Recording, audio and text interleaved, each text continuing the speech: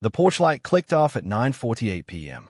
Inside the cooling air of a high-desert town called Larkspur Ridge, Nevada, 79-year-old Eleanor Voss checked the lock twice, the way she always did, and went to bed unaware that the silence outside her window was no longer natural. By sunrise, her house stood exactly as she'd left it. Bed made, tea kettle full, slippers by the door, except for the one thing that could not be explained. Eleanor was gone. No broken glass, no forced door, no struggle, just an absence so complete it felt engineered. The town would later call it the hollow signal. Not because anything was stolen, and not because a wall had been breached, but because something in the air itself, the invisible web of Wi-Fi, motion sensors, and camera feeds that Eleanor's family had installed to keep her safe, had gone dark for exactly 90 minutes. And in those 90 minutes, she vanished from the world. Long before a single footstep crossed Eleanor Voss's driveway, someone had already mapped her life down to the minute. Investigators would later describe it less like a break-in and more like a siege on patience. Weeks, maybe months, of quiet observation disguised as nothing at all. A jogger who passed the house at the same hour every day.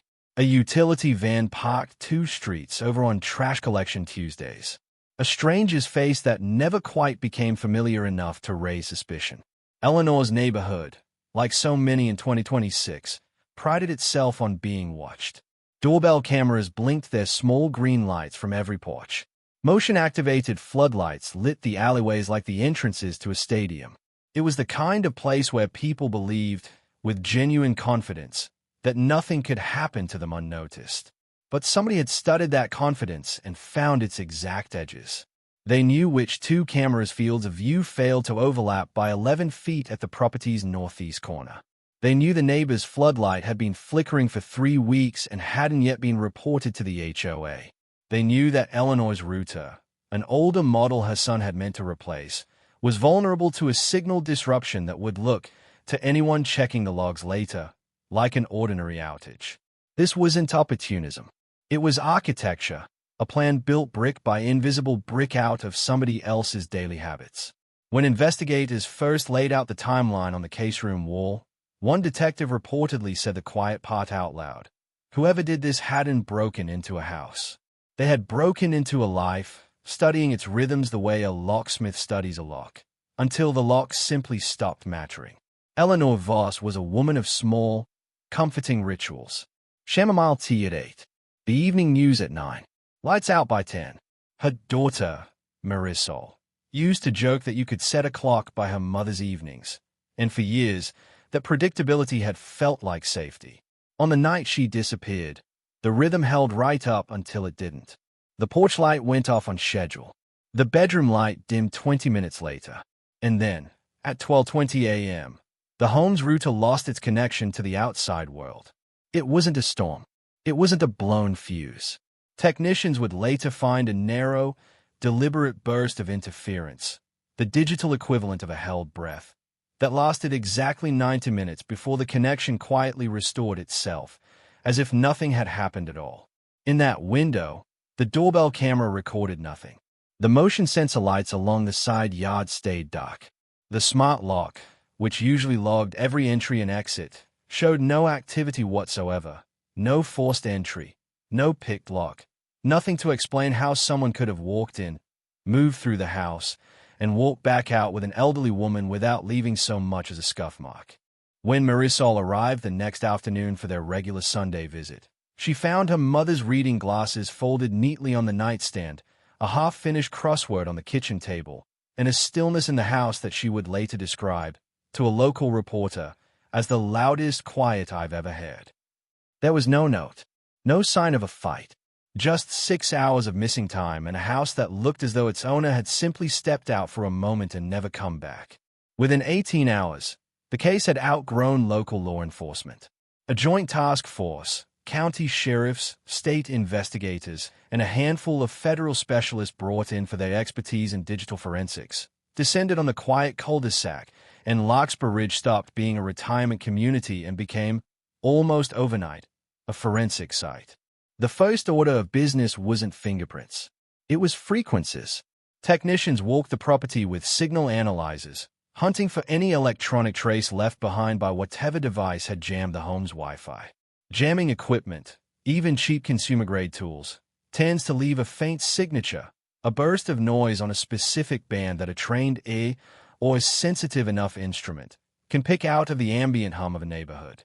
They found one, a brief, localized spike on a frequency band rarely used by ordinary household electronics, originating from somewhere within about 200 feet of Eleanor's bedroom window. It didn't have a name attached to it or a face, but it was proof that this had been a deliberate act, engineered by someone who understood exactly what they were doing. Search teams fanned out into the scrubland behind the neighborhood, working grid by grid with drones and dogs. 3 days into the search, in a dry wash about 1.5 miles from the house, a searcher found a single object half buried in the sand, a plain gray day pack, the kind sold at any big box store in the country, containing a woman's cardigan that Marisol would later identify as her mother's.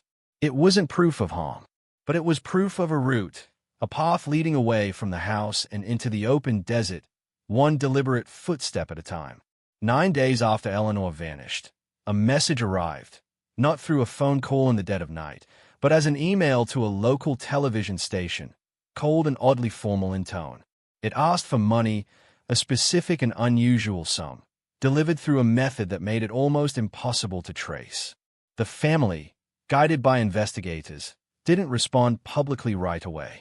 But as word spread and the story went national, more messages began arriving, some through the same channel, others through entirely different ones, each claiming to know something, each demanding something different. Investigators quickly recognized that some of these were almost certainly opportunists exploiting a grieving family's desperation rather than anyone connected to Eleanor's actual disappearance. It became its own exhausting subplot, sorting the credible from the cruel. Every lead had to be run down, every claim checked against what investigators actually knew, and every dead end cost precious time in a case where a woman's life and her access to medication she needed daily hung in the balance. Marisol eventually recorded a single, quiet video address, asking simply for information, for any sign of where her mother might be. She didn't rage. She didn't perform grief for the cameras. She simply asked, and then she waited, the way so many families in her position have had to wait before her. As the story spread beyond Larkspur Ridge, the town found itself living under a kind of scrutiny it had never asked for. News vans lined the main road. Strangers with cameras knocked on doors that had nothing to do with the case. Amateur online sleuths built elaborate theories out of half-facts and speculation, some of them cruel, most of them simply wrong. For Marisol and her brother, the hardest part wasn't the investigation itself. It was doing their grieving in public, watching strangers debate their mother's disappearance the way people debate a plot twist in a television show. Local officials eventually had to remind the watching world, gently but firmly, that there was a real family behind the headlines, and that some restraint was owed to them. Still, the attention wasn't without its uses. Tip lines lit up. Volunteers who might never have heard of Larkspur Ridge otherwise joined search efforts in the surrounding hills. A reward fund, modest at first, grew large enough to matter. For every wasted hour chasing a false lead, there was, occasionally, a genuinely useful piece of information that might never have surfaced in a quieter case. The break, when it came, wasn't cinematic. There was no hidden room, no secret passage beneath the floorboards, no dramatic unmasking captured on film. It was smaller than that, and in its own way, more unsettling. Forensic technicians, working with specialized equipment capable of lifting prints from surfaces that traditional powder methods can't touch, recovered a single partial print from the exterior door frame of Eleanor's home. Faint, incomplete, but usable. It didn't match anyone in the National Criminal Database. Whoever had planned this had no prior record, no history that would have put them on anyone's radar. That absence of a match became its own kind of revelation. Investigators have been searching for a familiar kind of predator, someone with a pattern, a history, a name that might already exist in a file somewhere. Instead, the evidence pointed towards someone who had never been flagged by anything, an ordinary face in an ordinary crowd, The kind of person who blends so completely into daily life that no algorithm and no camera had ever thought to notice them. Weeks later, a hiker in the scrublands several miles from town stumbled across a torn section of fabric caught on a mesquite branch, later confirmed to match the missing woman's clothing. It offered no answers about her fate, only a fragment of a trail that seemed to lead toward the state line and then, frustratingly, nowhere at all. The case remains, in the fictional telling of this story, unresolved in its final chapter, because the honest truth about most cases like this one is that closure rarely arrives all at once, in a single dramatic reveal. It arrives in pieces, if it arrives at all. A print here, a scrap of fabric there, a question that outlives the headlines that first asked it. Larkspur Ridge, months later, doesn't look like a crime scene anymore. The news vans are gone. The porch lights still click on at dusk. The doorbell cameras still blink their small green lights. But something in the town's sense of itself has changed permanently. Neighbors who once nodded politely to Eleanor Voss on her evening walks now check their own camera footage a little more carefully each morning. Parents talk to their aging relatives about signal jammers and dead zones in ways that would have sounded like paranoia a year earlier. The case became, for this one small community, a hard lesson in how much of modern safety is a comfortable illusion. Cameras that can be blinded, networks that can be silenced, locks that mean nothing to someone patient enough to study them. Marisol still keeps her mother's chair in its usual place at the kitchen table. She still marks the anniversary of that night not with anger, but with a kind of stubborn hope that refuses to fully die. The reward for information remains active. The tip line still takes calls. What Larkspur Ridge learned, in the end, wasn't really about tunnels or signals or gaps in a security system. It was about how thin the line really is between feeling watched and actually being safe, and how easily one can be mistaken for the other, right up until the night it matters most.